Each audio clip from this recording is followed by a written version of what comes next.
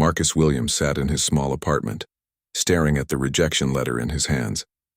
The paper felt heavy, heavier than it should have been for something so thin. 23 job applications in 2 months, and this was the 23rd no.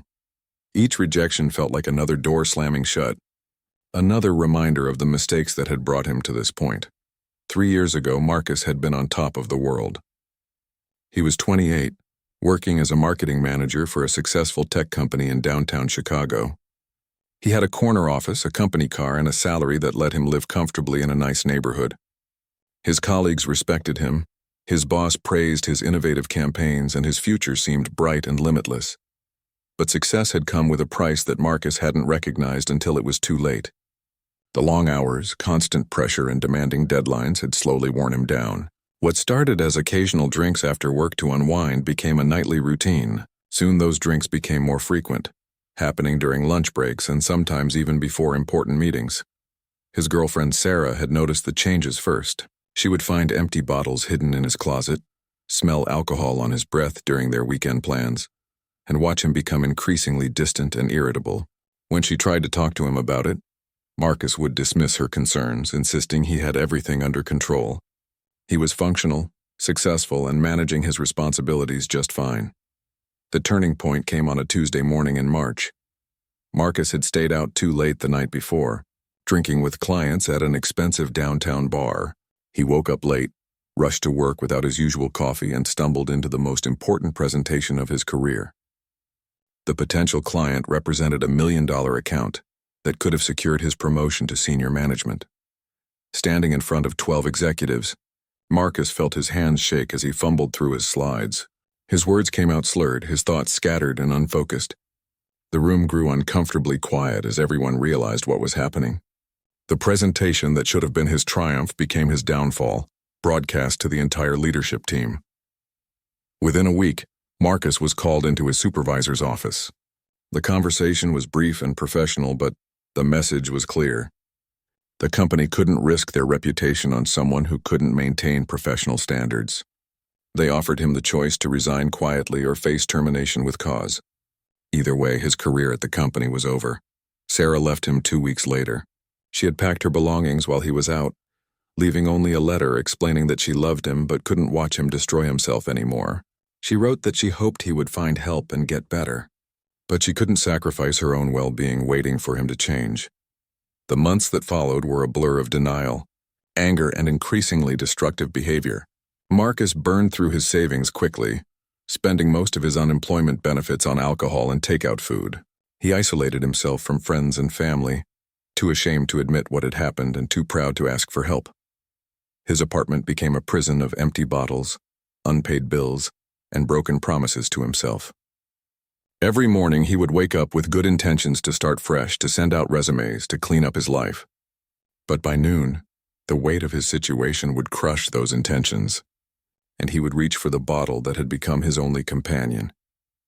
The first rock bottom came when Marcus woke up in a hospital emergency room after collapsing in a grocery store parking lot. The doctor who treated him was kind but direct, explaining that his blood alcohol level was dangerously high, and that his liver was showing signs of damage. She handed him a pamphlet about addiction recovery programs and told him that he was young enough to turn his life around if he acted soon. Marcus crumpled up the pamphlet and threw it away before leaving the hospital, but her words stuck with him. For the first time in months, he looked at himself honestly in the mirror when he got home. The person staring back was barely recognizable. His face was gaunt, his eyes were bloodshot, and his once athletic build had withered away. That night, instead of drinking, Marcus made a list of everything he had lost.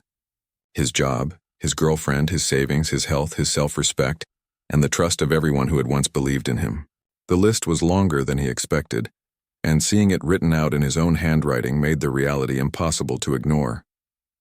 The next morning, Marcus called his sister Jennifer for the first time in 8 months. She lived in a small town about 2 hours outside the city, working as a nurse at the local community hospital. When she heard his voice, she immediately knew something was wrong. Through tears and stammering words, Marcus finally told someone the truth about what his life had become. Jennifer didn't lecture him or express disappointment. Instead, she simply said, "Come home, Marcus. Come home and we'll figure this out together. It was the first offer of genuine help he had received in months, and for the first time in a long time, Marcus felt a tiny spark of hope that maybe his story wasn't over yet. The drive to Jennifer's house felt like traveling to another world. Marcus packed his few remaining belongings into 2 suitcases and a cardboard box, surprised by how little was left of his former life. As the city skyline disappeared in his rearview mirror, he felt a mixture of relief and terror about what lay ahead. Jennifer lived in Millbrook, a town of barely 8,000 people, where everyone seemed to know everyone else's business. Her house was a modest 2-bedroom cottage with a small garden in front and a porch that wrapped around one side. When Marcus pulled into the driveway, she was waiting for him with a warm smile and open arms. The first few days were the hardest. Marcus experienced withdrawal symptoms that made him feel like his body was betraying him. His hands shook constantly, he couldn't keep food down, and sleep came in brief, restless intervals filled with vivid nightmares. Jennifer took time off work to stay with him, bringing him water and soup, and sitting beside his bed during the worst moments. She had arranged for him to see Dr. Patricia Chen, a family physician who also specialized in addiction medicine. Dr. Chen was a small woman with gentle eyes and a matter-of-fact way of speaking that Marcus found comforting. She explained the medical aspects of what he was experiencing and prescribed medication to help manage the worst of the withdrawal symptoms. During their second appointment, Dr. Chen asked Marcus about his support system and his plans for staying sober. When he admitted he didn't have any real plans beyond getting through each day, she handed him a list of local support groups and recovery programs. She also gave him the contact information for David Rodriguez, a counselor who specialized in helping people rebuild their lives after addiction. Marcus resisted the idea of group therapy at first. The thought of sitting in a circle with strangers and talking about his problem seemed embarrassing and pointless. But Jennifer gently insisted, and after a week of her patient encouragement, he finally agreed to attend one meeting just to prove it wouldn't help. The meeting was held in the basement of St. Mary's Community Church on Tuesday evenings. Marcus arrived 15 minutes late, hoping to slip in unnoticed, but the group was small enough that his entrance was impossible to ignore.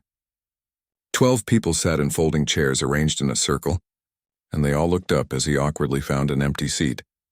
The group leader was a man named Tom Harrison, a retired electrician in his 60s who had been sober for 15 years.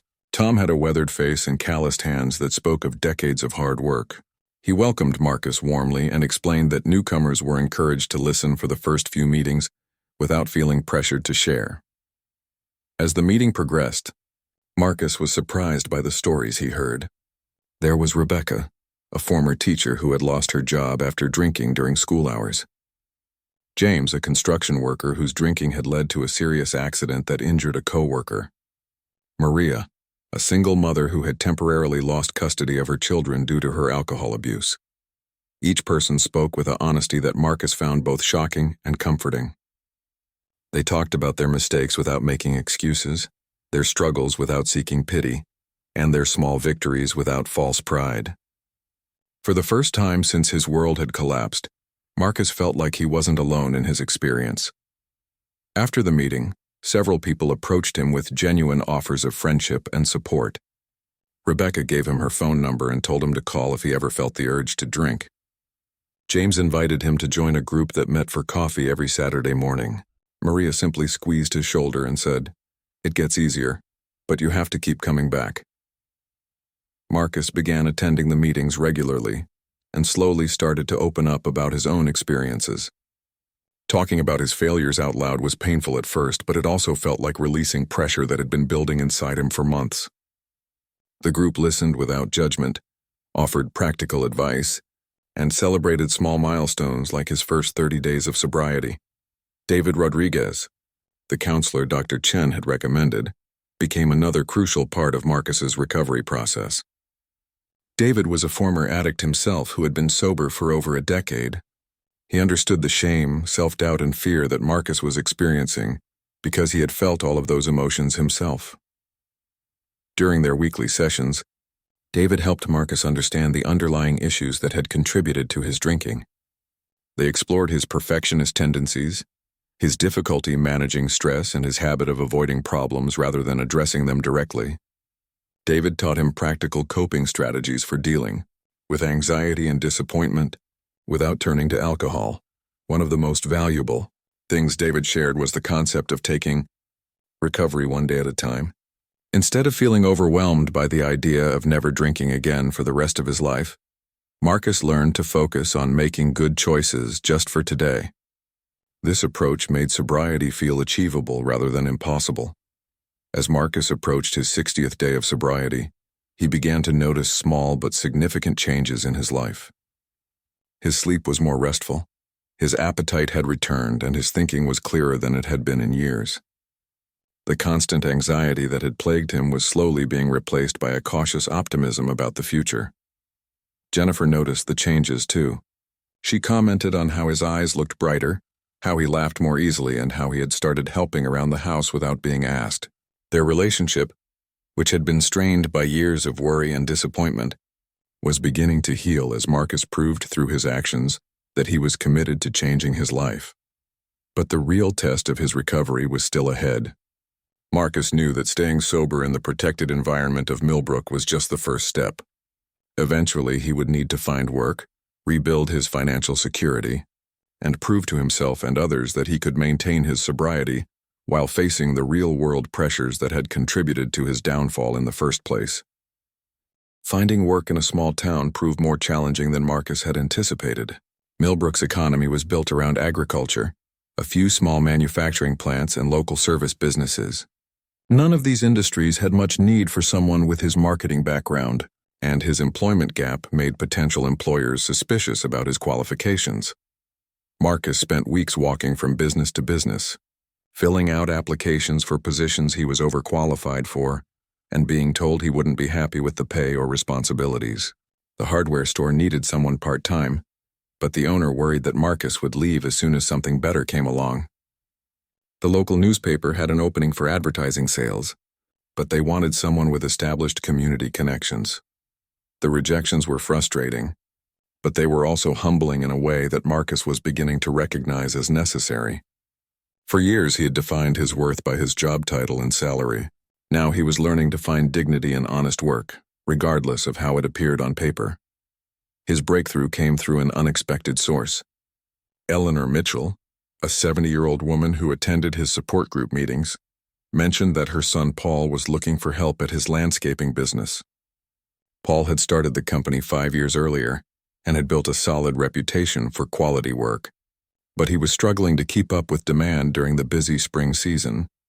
Marcus had never done physical labor before, but Paul was willing to give him a chance based on his mother's recommendation and his obvious need for work.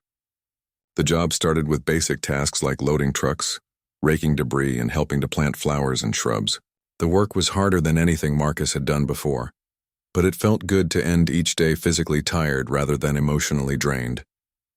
Paul Mitchell turned out to be an excellent boss and mentor. He was a man in his 40s who had served in the military before starting his business. Paul understood that everyone deserved a second chance, and he was patient with Marcus as he learned the basics of landscaping work. More importantly, Paul recognized that Marcus had skills that could help the business grow. After Marcus had been working for 6 weeks, Paul asked him to help with preparing quotes for potential customers. Marcus's experience in marketing and client relations proved valuable in these interactions.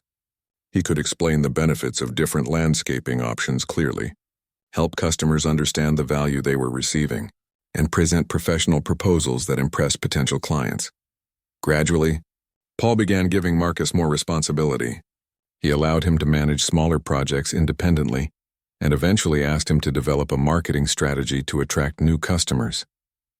Marcus felt his confidence returning as he combined his professional skills with his new knowledge of the landscaping industry.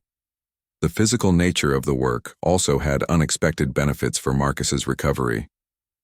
The daily exercise improved his physical health and gave him a natural way to manage stress and anxiety. There was something deeply satisfying about seeing immediate, tangible results from his efforts. When he planted a garden or installed a patio, he could point to something beautiful and useful that he had created with his own hands. Working alongside Paul and the other crew members, also taught Marcus valuable lessons about teamwork and humility. His co-workers were skilled craftsmen who took pride in their work, even though their jobs weren't considered prestigious by society's standards. They accepted Marcus as part of the team without judging his past, and their straightforward, honest approach to life became a model for his own behavior. As summer progressed, Marcus found himself looking forward to work each morning. The routine of physical labor, problem-solving, and customer interaction provided structure and purpose that had been missing from his life. He was earning less money than he ever had as an adult, but he felt more satisfied with his accomplishments than he had in years. His relationship with Jennifer continued to strengthen as well. They fell into comfortable routines of cooking dinner together, watching old movies, and talking about their days. Jennifer shared stories from the hospital where she worked, and Marcus told her about the gardens he was helping to create and the customers he was meeting. Their conversations were lighter and more genuine than they had been in years. The support group remained a central part of Marcus's life. He had progressed from simply attending meetings to actively participating in discussions and offering encouragement to newer members.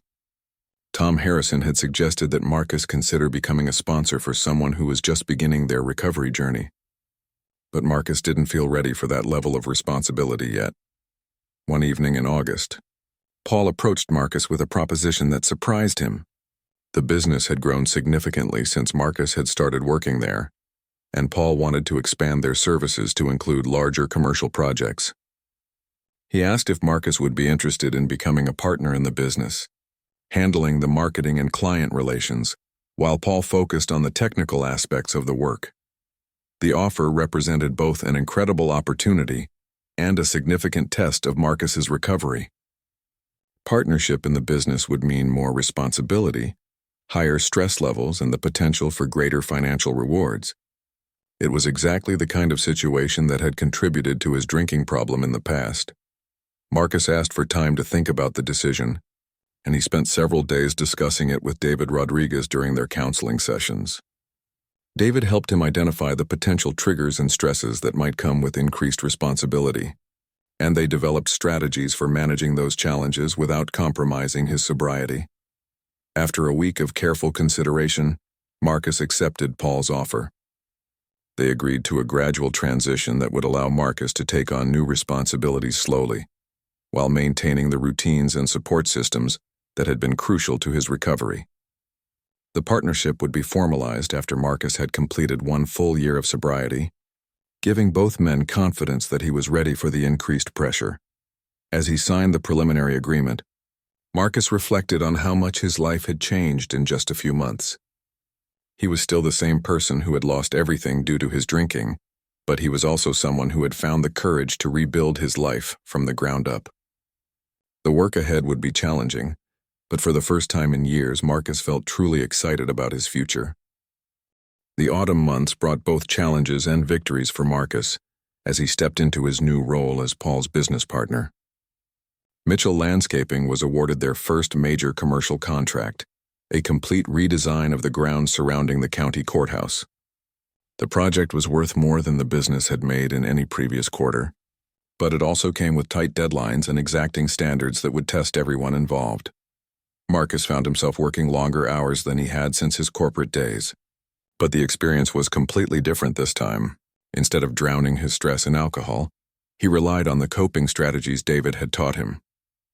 When pressure mounted, he would take short walks, practice deep breathing exercises, or call someone from his support group. The techniques seemed simple, but they were remarkably effective at keeping his anxiety manageable. The courthouse project also brought Marcus face-to-face with his past in an unexpected way. The county administrator who oversaw the contract was Linda Thompson, someone Marcus had worked with during his corporate career. When she recognized him at their first project meeting, Marcus felt his heart race with embarrassment and fear that his past would sabotage this new opportunity. Linda's reaction surprised him. Rather than showing disappointment or suspicion, she seemed genuinely pleased to see him again. After the meeting, she approached him privately and mentioned that she had heard about his struggles through mutual acquaintances. She told him that she respected people who had the courage to rebuild their lives and that she was confident he would do excellent work on the project. Her acceptance and encouragement meant more to Marcus than she probably realized. For months, he had been dreading the moment when he would encounter someone from his professional past. Linda's gracious response showed him that his mistakes didn't have to define him forever and that people were capable of seeing beyond his failures to recognize his current efforts. The courthouse project became a showcase for Marcus's growth and capabilities. He coordinated with architects, managed subcontractors, and communicated with county officials while maintaining the high standards that Paul demanded for all their work. The combination of his business skills and his newfound appreciation for craftsmanship resulted in a final product that exceeded everyone's expectations. When the project was completed in November, the local newspaper ran a feature story about the courthouse renovation. The article included quotes from county officials praising the quality of Mitchell Landscaping's work and highlighting the partnership between Paul's technical expertise and Marcus's business acumen. Seeing his name in print for positive reasons felt like a significant milestone in his recovery journey. As his one-year sobriety anniversary approached, Marcus began to reflect on the profound changes in his life. The man who had once measured success by his salary and status now found satisfaction in honest work and genuine relationships. He had learned to appreciate simple pleasures like sharing a meal with Jennifer, watching the sunrise during his morning walks, and receiving gratitude from satisfied customers. The support group had become like a second family to Marcus. He regularly socialized with group members outside of meetings, and their friendships were based on authentic understanding rather than superficial connections. When Tom Harrison suggested that Marcus was ready to sponsor someone new to recovery, he finally felt confident enough to accept the responsibility. His first sponsee was a young man named Kevin, who worked at one of the local manufacturing plants. Kevin's story was different from Marcus's in many ways, but the underlying patterns of addiction and the process of recovery were remarkably similar. Helping Kevin navigate his early days of sobriety forced Marcus to articulate the lessons he had learned and reinforced his own commitment to staying clean.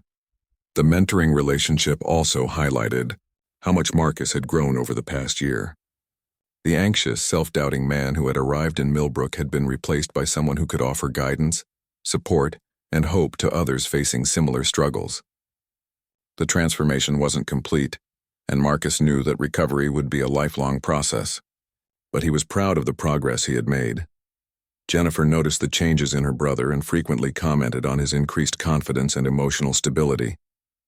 Their relationship had evolved from caretaker and patient to genuine friends who enjoyed each other's company. Jennifer had her own life and interests, but she appreciated having Marcus as a consistent presence who contributed to, rather than detracted from, her happiness. As winter approached, Marcus and Paul began planning for the following year's growth. The success of the courthouse project had generated several inquiries from other potential commercial clients, and they were considering hiring additional crew members to handle the increased workload. Marcus took the lead on developing business plans and marketing strategies, using skills that had been dormant for over a year. The planning process required Marcus to think about his long-term goals and aspirations for the first time since his recovery began. During his early months in Millbrook, his focus had been entirely on getting through each day without drinking. Now he was able to envision a future that included professional achievement, financial security, and personal fulfillment. He also began considering what role his recovery story might play in his future. Several people had suggested that his experience could help others who were struggling with addiction, either through formal counseling or public speaking. The idea of turning his worst moments into opportunities to help others appealed to Marcus, though he wasn't sure he was ready for that level of public vulnerability. On December 15th, exactly 1 year after his first day of sobriety, Marcus celebrated the milestone with a special meeting of his support group.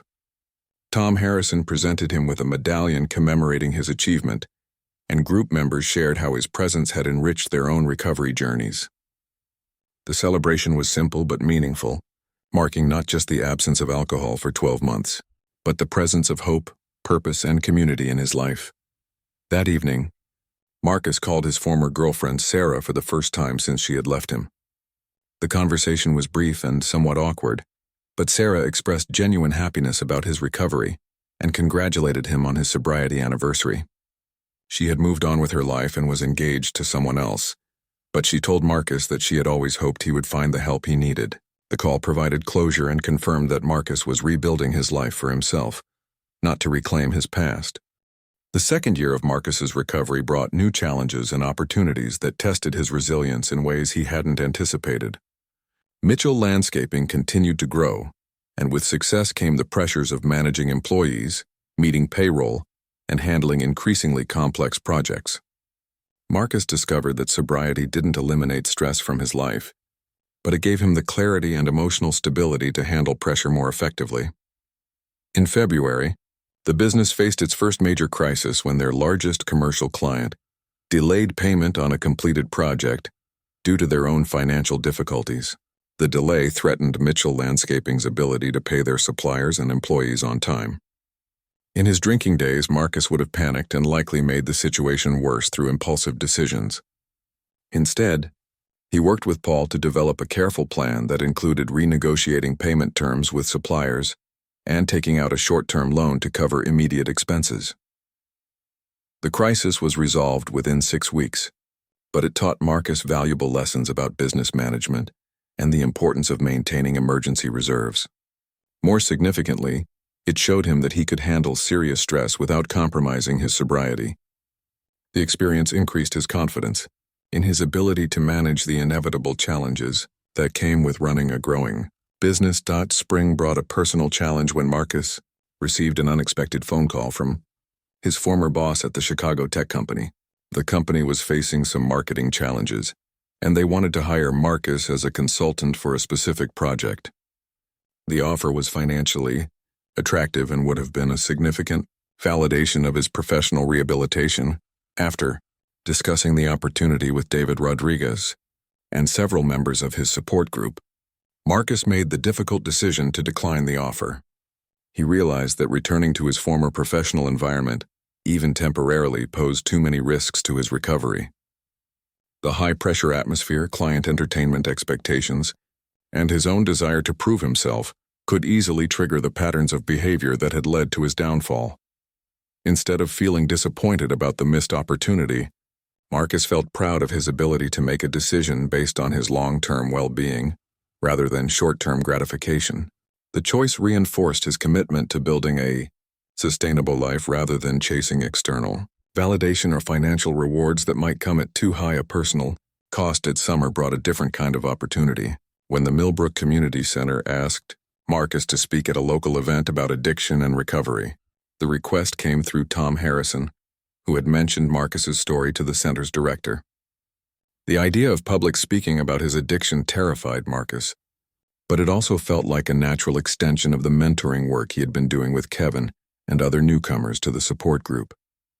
Marcus spent weeks preparing for the presentation, working with David to identify the key messages he wanted to share, and practicing his delivery until he felt comfortable with the material. The night of the event, nearly 100 people attended, including many who had heard about Marcus's story through word of mouth in the small community. Speaking publicly about his addiction and recovery was one of the most difficult things Marcus had ever done. Standing in front of the audience, he felt vulnerable and exposed as he described his lowest moments and the process of rebuilding his life. But as he continued speaking, he noticed heads nodding in understanding and saw tears in the eyes of people who seemed to recognize their own struggles in his story. After his presentation, several people approached Marcus to thank him for his honesty and to share their own experiences with addiction, either personally or through family members. A middle-aged woman told him that his story had given her hope for her son, who was struggling with drug addiction. A young man mentioned that he had been considering getting help for his drinking problem, and that Marcus's presentation had convinced him to take that step. The positive response to his speaking engagement led to additional invitations from other community organizations and support groups in neighboring towns. Marcus began accepting selected speaking opportunities, always being careful not to let this new role interfere with his primary responsibilities to the landscaping business and his own recovery program. Through his speaking and mentoring work, Marcus discovered that helping others had become a crucial part of his own healing process. Sharing his story reminded him of how far he had come and reinforced his commitment to maintaining his sobriety. The gratitude expressed by people who found hope in his message was more meaningful than any professional recognition he had received in his corporate career. As autumn arrived, Marcus faced another significant test when Paul asked him to represent the company at a landscaping industry conference in Chicago. The conference would provide valuable networking opportunities and could lead to new business connections, but it would also require Marcus to spend several days in the city where his drinking had destroyed his life. Marcus carefully planned the trip to minimize potential triggers and maximize his support system. He arranged to stay with a college friend who was aware of his recovery story, scheduled daily phone calls with David Rodriguez, and identified several support group meetings he could attend while in the city. He also made a detailed itinerary that included structured activities and avoided the bars and restaurants where he had spent so many destructive evenings. The Chicago trip proved to be a powerful experience of personal growth and professional redemption. Marcus successfully represented Mitchell Landscaping at the conference, making valuable connections and learning about new industry trends that could benefit their business. More importantly, he demonstrated to himself that he could return to challenging environments without compromising his sobriety. Walking through downtown Chicago, Marcus passed several locations that held painful memories from his drinking days. Instead of feeling shame or temptation, he felt a sense of closure and gratitude for the second chance he had been given. The city that had once represented his failure now felt like confirmation of his recovery and growth. The conference also provided Marcus with perspective on his current life choices. He met several successful business owners who seemed impressed by his story and offered him opportunities to return to higher-paying corporate positions. While he was flattered by the interest, Marcus realized that he had no desire to abandon the life he had built in Millbrook. His work with Paul, his relationships in the community, and his role in helping others were more valuable to him than any salary increase could provide. Returning to Millbrook after the Chicago trip, Marcus felt more confident than ever in his recovery and his life choices. He had proven to himself that he could handle challenging situations while maintaining his sobriety, and he had gained clarity about his priorities and values. The second year of his recovery was ending with a sense of stability and purpose that he had never experienced before. The third year of Marcus's recovery brought unexpected developments that would reshape his understanding of purpose and community. Mitchell Landscaping had established itself as the premier landscaping company in the region, and Marcus had gained recognition as both a successful businessman and an advocate for addiction recovery. However, it was a chance encounter at the grocery store that would open a new chapter in his life.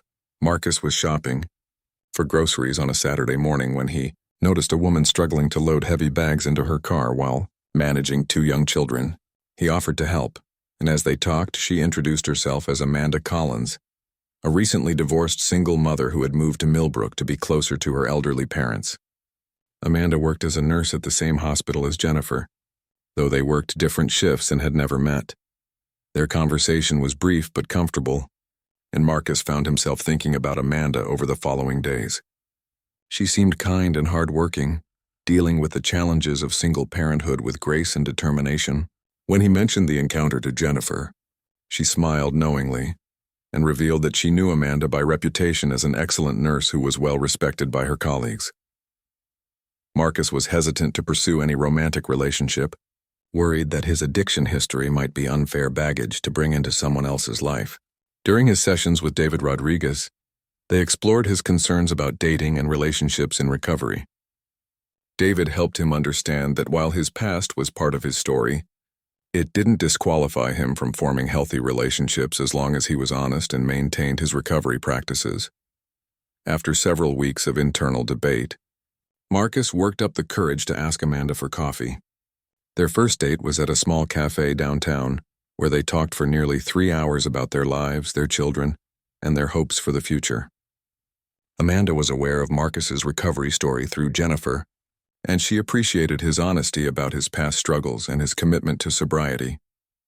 As their relationship developed slowly over the following months, Marcus discovered that Amanda brought out qualities in him that he had forgotten he possessed. Her children, 8-year-old Emma and 10-year-old Tyler, were initially shy around him, but gradually warmed up to his patient and genuine interest in their activities and concerns. Marcus found that he enjoyed helping with homework, attending school events, and being a positive male influence in their lives.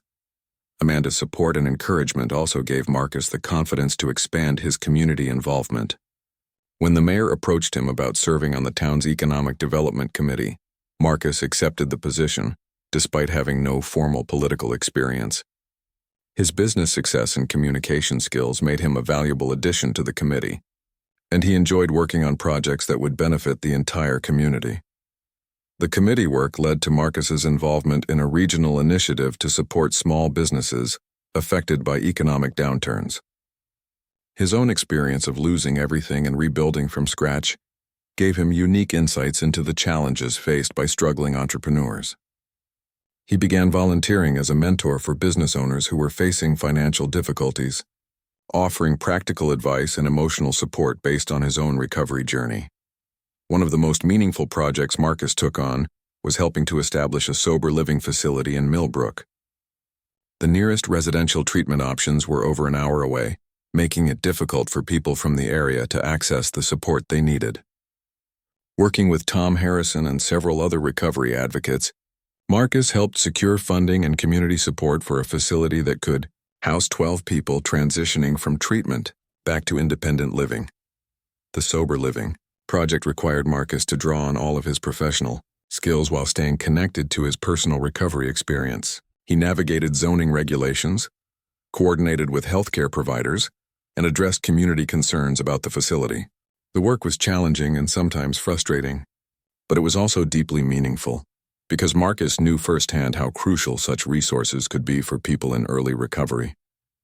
During this period, Marcus also faced a significant test of his recovery when his father suffered a heart attack and was hospitalized in Chicago. Marcus had maintained minimal contact with his parents since his addiction had destroyed his life, partly due to his own shame, and partly because they had struggled to understand his problems. The medical crisis forced him to confront these unresolved family relationships. The week Marcus spent in Chicago caring for his father was emotionally difficult, but ultimately healing. His parents were surprised by the man he had become and impressed by the stability and purpose he had found in his life. His father's recovery from surgery provided opportunities for honest conversations about the past and hopes for the future. By the time Marcus returned to Millbrook, his relationship with his parents had been rebuilt on a foundation of mutual respect and understanding. Amanda's support during his father's illness deepened their relationship and showed Marcus that he was capable of both giving and receiving love in healthy ways. She had managed his responsibilities with the landscaping business while he was away, coordinated with Paul to ensure projects stayed on schedule, and provided emotional support during his daily phone calls from the hospital. As winter approached, Marcus realized that his life had become richer and more complex than he had ever imagined possible during his early days of recovery. He was a successful business owner, a community leader, a mentor to people in recovery, and someone who was building a loving relationship with Amanda and her children. Each role brought its own challenges and rewards, but together they created a sense of purpose and fulfillment that alcohol had never provided.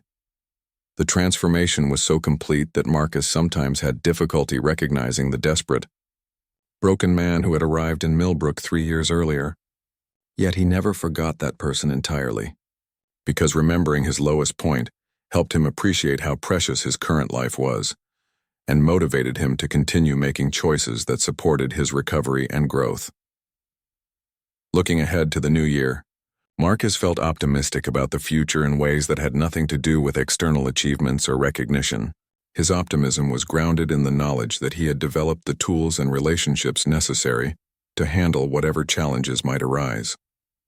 He had learned that a meaningful life wasn't about avoiding problems, but about facing them with honesty, courage, and the support of people who cared about his well-being.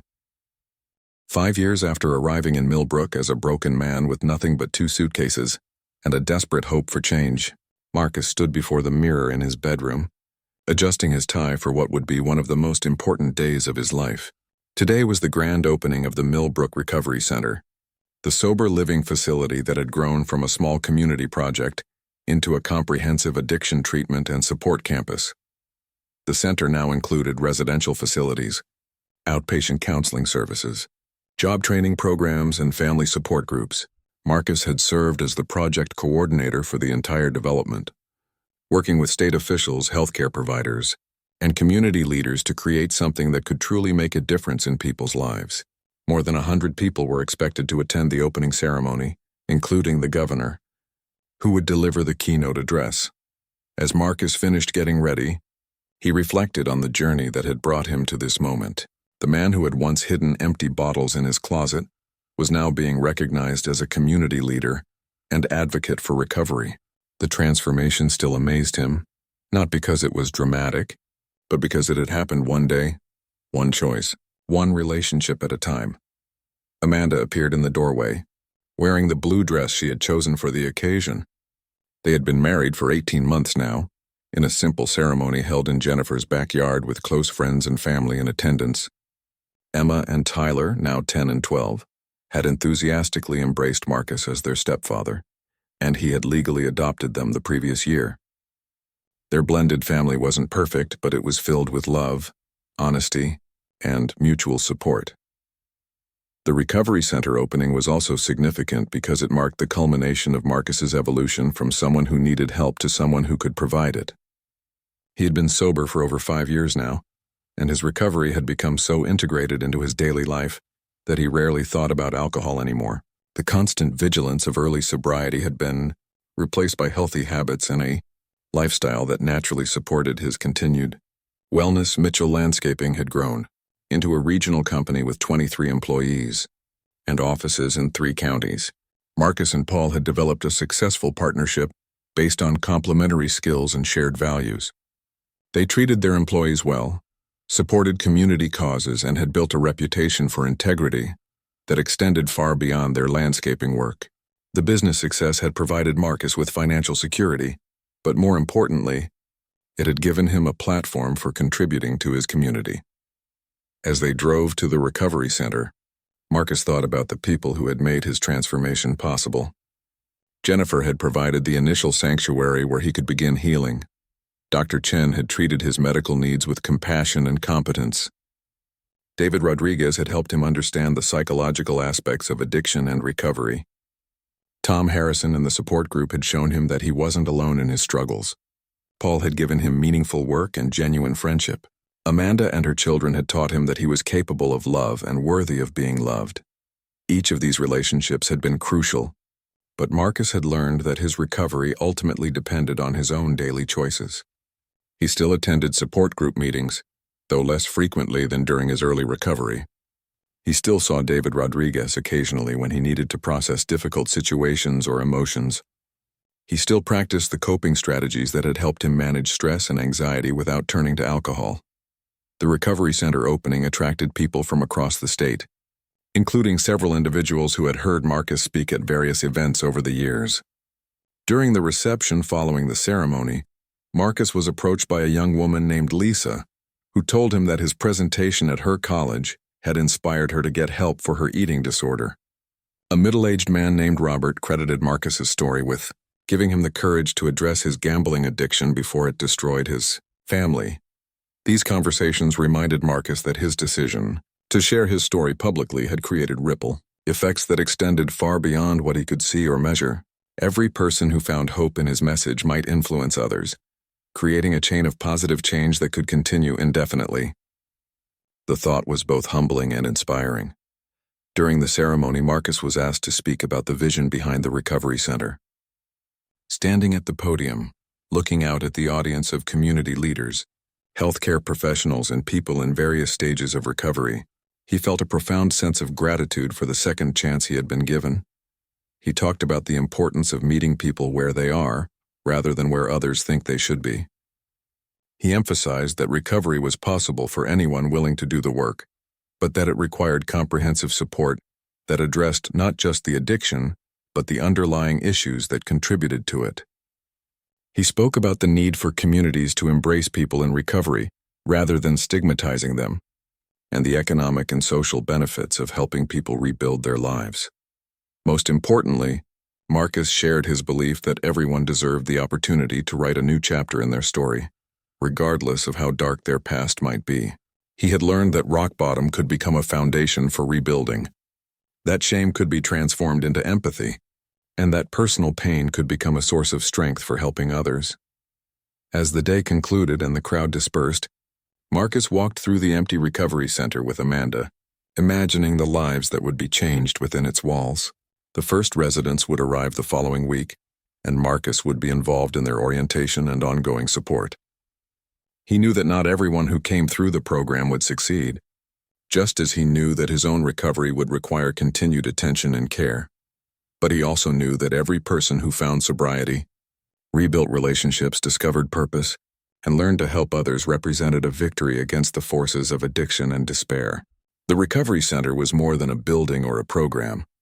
It was a symbol of hope and proof that transformation was possible for anyone willing to believe in the possibility of a second chance. That evening, as Marcus tucked Emma and Tyler into bed and listened to their prayers, he was struck by the simple miracle of his ordinary life. The desperate man who had called Jennifer from his apartment floor 5 years earlier could never have imagined this moment. Yet here he was, surrounded by love, contributing to his community, and living each day with purpose and gratitude. Marcus's story had become one of redemption, but he understood that redemption wasn't a destination. It was a daily practice of making choices that honored the second chance he had been given and created opportunities for others to find their own paths to healing and hope.